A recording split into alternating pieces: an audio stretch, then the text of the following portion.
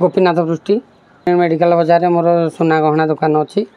मुझे जागर थी संध्या 5टार दुकान बंद कर घर को जाइए आज आसी सका 6टा बेलू झाड़ू मारी आसी देखला बेलू मो दुकान सटर तड़ाई मो सुना दुकान रे रूपा और सुना गहना थिला लक्षाधिक टंकार थिला 5-6 लाख टंकार अलंकार थिला देखला बेलू मो दुकान सटर ताड़ी देइचंदे मोर चोरी होइथिबार मोर पूरा अनुमान होइछि आम तो भीतर को पशिनु देखुछु जे आम गहना सब चोरी होइथिबो। मो नाम हूँ परशुराम बई मुई कामायना ब्लक अलाबणी पंचायत अलाबणी गाँव जन बासिंदा आठ आम बेपार बणिज्य करूँ दुकान बगाड़ कर जीविका निर्वाह करुचु किछि दिन है चोरी ये बहुत सक्रिय हो उठी किछि दिन माने विगत वर्ष एमती चोरी एत जोर सक्रिय हो उठी जे आम अनेक गुड़ाए दुकान ये चोरी होता आमर 2टी बजार अच्छी गोटे हाट बजार गोटे मेडिकल बजार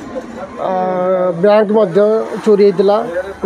गत वर्ष बैंक चोरी होता उद्यम होता 2टी दुकान चोरी होता मझे गोटे राशन दुकान चोरी उद्यम होता आज गोटे घटना घटी गोटे सुना दुकान चोरी होती गोटे पेट्रोल पंप कर्मचारी को बाहर ताला पकई चोरी उद्यम करमती बारंबार घटुची तेणुक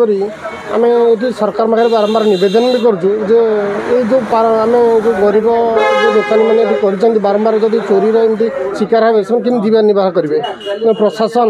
एप्रति एपर्यंत आम बारंबार कहला पर भी प्रशासन एप्रति कौन प्रकार कार्यानुष्ठान नौना कि